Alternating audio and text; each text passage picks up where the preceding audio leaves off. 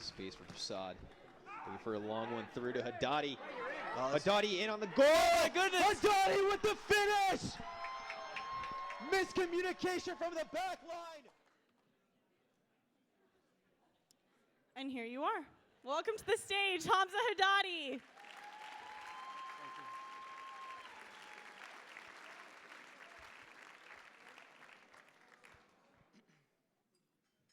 Thank you, everyone, for being here tonight. I'm thrilled and honored for this opportunity. I'd like to congratulate Oren Vincent and acknowledge Pat Lesser Harbottle. It's an honor to be able to follow in your footsteps. I'd like to start out by talking about my family. It's a really important part of my life. I am the youngest of 4 children. I was born in Algeria, which is North Africa, and we moved here to America when I was just 2 years old. Growing up, I always wondered, why am I here? Why am I in Seattle when the rest of my extended family is in Algeria? So I started asking my parents questions, but I could tell it was sort of a sensitive topic, so I didn't want to push it too much. As I got older, though, I realized the harsh reality of what was back then. There was a lot of terrorism in Algeria, and things started becoming personal as terrorists would come to our house and ask for certain ransoms because my parents were doing well. My dad was a director of agriculture, managing over 1,500 acres and over 250 full-time employees, while my mom was a nurse. So after a few visits, my dad knew we had to get a way out, so he applied for a visa at the American consulate, but they weren't handing them out at the time. So he said that he'd leave my 2 older sisters and brother behind so they'd know we'd come back before our visa expired. When we got to America, my parents applied for the green card lottery, and fortunately we got that, so we were able to go back to Algeria and get the rest of my siblings and permanently move to the States. It was a whole new challenge for my family. My parents had to learn a new culture, a new language, and had to do new jobs because their degrees didn't transfer over. But when their lives got hard, we never felt it. They did everything they could to make our lives easy. And for that, I could never repay them. Thank you.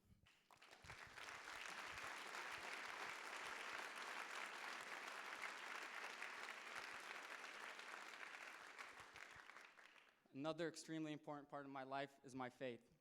I'm a Muslim, and in America, that can sometimes be tough. Growing up, I never really was put in a difficult situation because I started playing soccer at a young age, and luckily I was on a diverse team, so my friends were all soccer teammates coming from all kinds of different places. But as I entered middle school and high school, there's events all over the world that created an aura that Islam is a religion of hate and violence.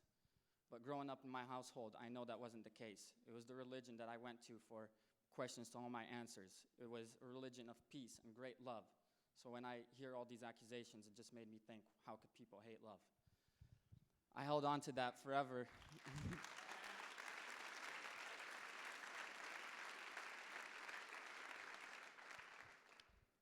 I held on to that, and I remember my sister, she was the first one to attend college. She was the oldest of us, and she actually ended up coming to Seattle University, so it was a part of my life way before I thought it would be.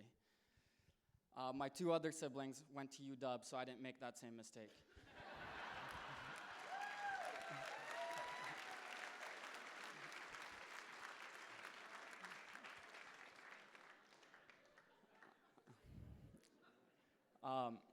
Anyway, when she attended Seattle U, she was attending a Jesuit institute as a Muslim, and she was able to get involved on campus. She was part of the Muslim Student Association, and that showed me a lot about the institute.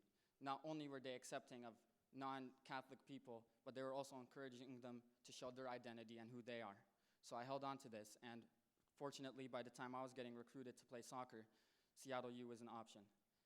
But nothing being simple as it is, the day after I verbally commit, the coach that recruited me was no longer with the school. A couple months later, though, Pete Fewing gets the job. I think many of you in here know who he is.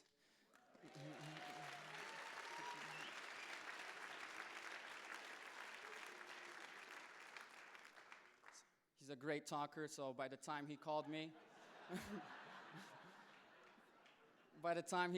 I knew that everything would work out and I'd still be coming to Seattle U.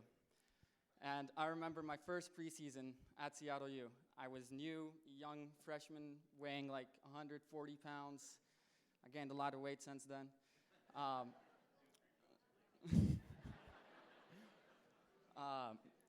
but yeah, it was during the holy month of Ramadan's when we started preseason. Bad timing. I was doing 2-a-days while not being able to drink or eat from sun up to sundown. And Pete had this rule where everyone needed to have gallons of water to make sure that we were hydrated, and he would do checks to make sure everyone was accountable. So first day of preseason, everyone's lined up with their gallon. Got it. Comes to me.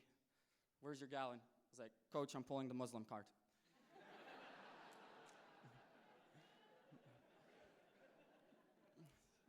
Pete and I previously discussed this whole scenario. Anyway, then he goes on to explain to the whole team how I'm Muslim and how it doesn't matter where you come from or who you are. On our team, everyone's accepted. And from that day, Seattle U felt like home, and it just happened to be my very first day there. So that was a great blessing.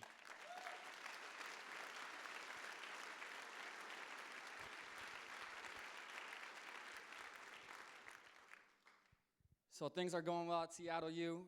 A couple years later, junior year, I'm getting encouraged by my family, my coaches, other administration to do better than well.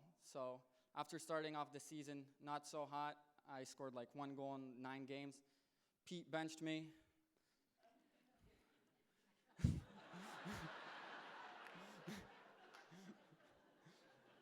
Yeah, I didn't play. But looking back at it, I couldn't be more thankful. It turned everything around for me. All the work my parents did, and it made me realize I was just coasting. Why am I not trying harder? Why am I not working harder? So after that, I come back in the last 9 games of the season, I score 7 goals, and I get named.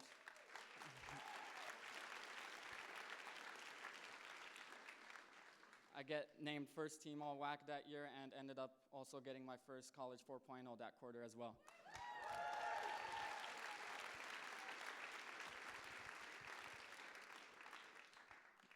And this past year was incredible for the school, for our team, everyone involved. If you guys followed up, you know how it went.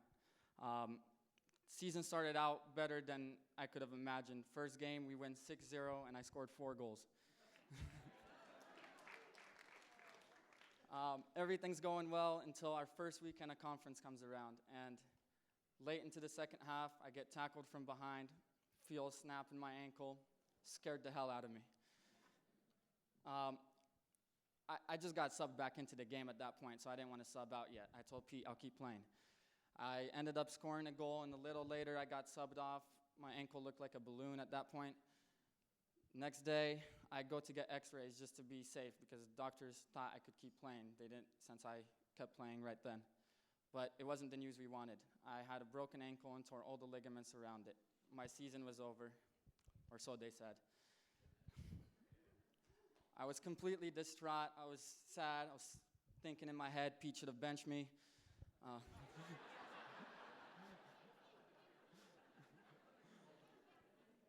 But then, a little while later, I get a call from Pete, and by the end of our conversation, as persuasive as all you know he is, I was thinking I'll be back that season.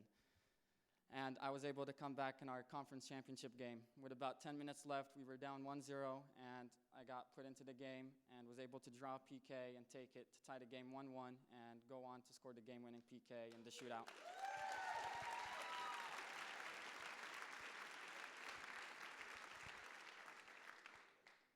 Then we had a first-round bye in the NCAAs, and we got to host. First time for Seattle U to be able to host a game, and it happened to be against UCLA, which is a huge team in soccer across the nation. We were able to score late into the first half. I was able to poke one away, score. We end up winning the game 1-0. And everything I worked for, everyone believing in me, all my family, my friends, my teammates, my coaches, it all paid off. That one moment, being able to score against UCLA and help my team win that game 1-0. And that made me realize that the amount of love you get makes anything possible.